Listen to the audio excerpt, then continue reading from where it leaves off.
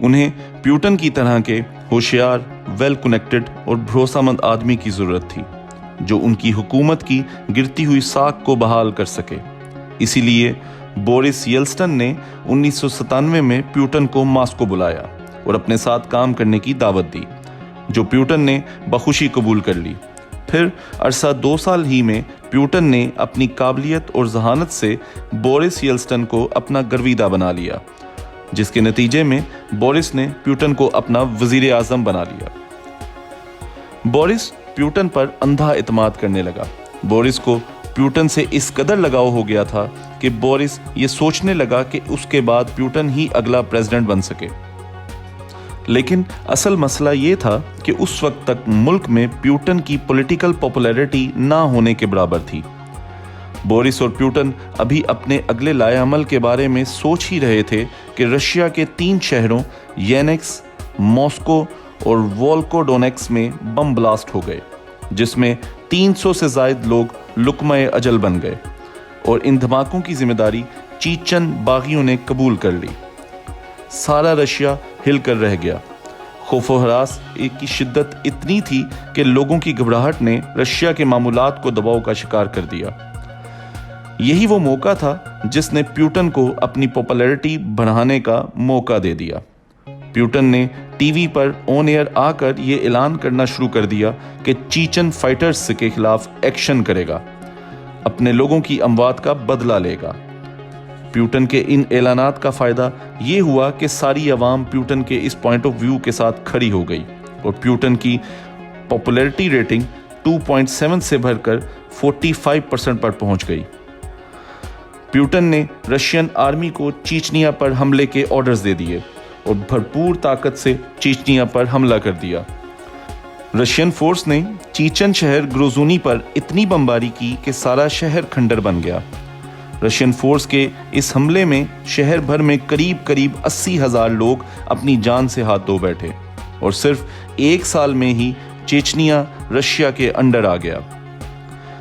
Putin کے اس اقدام سے اس کی پاپولیرٹی تو بہت زیادہ ہو گئی، لیکن پیوٹن کے کچھ مخالفین رشیا پر دھماکوں کے پیچھے پیوٹن کو ہی سمجھنے لگے اور اس پر شدید تنقید کرنے لگے۔ ان کے مطابق پیوٹن نے یہ سب صرف اس لیے کیا کہ پیوٹن کو عوام کی حمایت مل جائے اور آئندہ آنے والے انتخابات میں پیوٹن کے صدر بننے کی راہ ہموار ہو سکے۔ لیکن یہ تنقید پیوٹن کا کچھ نہ بگاڑ سکی، اور پیوٹن دسمبر 1999 میں ہونے والے الیکشن میں بھاری اکثریت سے کامیاب ہو گیا۔ حالانکہ پیوٹن کے مخالفین کے پاس ان باتوں کے کچھ ثبوت بھی تھے، جیسے 22 ستمبر کو شہر رایازان کے اپارٹمنٹ بلڈنگ کی ایک بیسمنٹ سے کچھ ایکسپلوسیو ملے۔ جب انہیں ایگزامن کیا گیا تو پتہ چلا اس میں جو بارود استعمال کیا جاتا ہے وہ رشین ملٹری یوز کرتی ہے۔ پیوٹن گورنمنٹ نے اس الزام سے صاف انکار کر دیا، لیکن ایک حیرت انگیز بات یہ ہوئی کہ جو بھی رپورٹر اس بات کی انویسٹیگیشن کر رہے ہوتے وہ ایک ایک کر کے مارے جانے لگے۔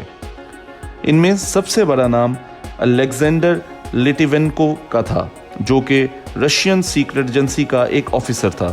اس نے اوپنلی کہا کہ ان بم دھماکوں میں چیچن فائٹر نہیں بلکہ خود پیوٹن تھا، اور الیگزینڈر کچھ دن بعد ہی لندن میں اپنے اپارٹمنٹ میں مردہ پایا گیا۔ اس سب کے باوجود مئی 2000 میں پیوٹن نے پریزیڈنٹ آفس سنبھال لیا۔ پیوٹن کے پہلے ٹینیور میں رشین اکانومی 7% کی گروتھ سے بڑھ رہی تھی، اور اس کی بڑی وجہ آئل اور گیس کی بڑھتی قیمتیں تھیں، جس سے رشیا میں بلینز آف ڈالرز آ رہے تھے۔ اس وجہ سے مارچ 2004 میں پیوٹن دوبارہ 71% ووٹ لے کر ایک دفعہ پھر پریزیڈنٹ بن گئے۔ اب اگلی مشکل پیوٹن کے لیے یہ تھی کہ رشیا کے لا کے مطابق کوئی بھی پریزیڈنٹ لگاتار 3 دفعہ رشیا کا پریزیڈنٹ نہیں بن سکتا تھا۔ اس کا حل پیوٹن نے یہ نکالا کہ 2008 کے الیکشن میں پیوٹن نے اپنے ڈپٹی ڈیمٹری میڈویڈیف کو پریزیڈنٹ بنا دیا اور خود پرائم منسٹر بن گئے، اور مارچ 2012 کو پیوٹن پھر سے 64% ووٹ لے کر دوبارہ پریزیڈنٹ ہاؤس پہنچ گئے اور ایک لا پاس کروایا جس کے نتیجے میں پیوٹن 2036 تک رشیا کے پریزیڈنٹ رہ سکتے ہیں، اور آج کی ڈیٹ تک وہی رشیا کے پریزیڈنٹ ہیں۔ 2012 से लेकर आज तक प्यूटन ने खुलकर अपनी ताकत का मुजाहिरा किया, जिसका सबसे बड़ा सबूत सीरिया में जारी सीरियन सिविल वॉर थी। सीरियन गवर्नमेंट की रिक्वेस्ट पर रशिया ने अपने जंगी जहाज और हथियारों से बशारुल असद की बड़ी मदद की।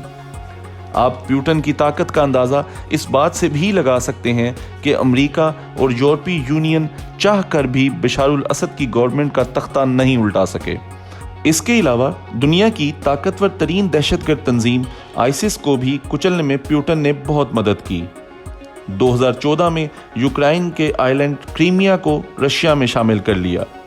2020 में एक कानून पास किया कि किसी भी रशियन प्रेसिडेंट को रिटायरमेंट के बाद किसी भी इंक्वायरी का हिस्सा नहीं बनाया जा सकेगा, यानी कुर्सी से उतरने के बाद प्यूटन को कोई हाथ नहीं लगा सकेगा।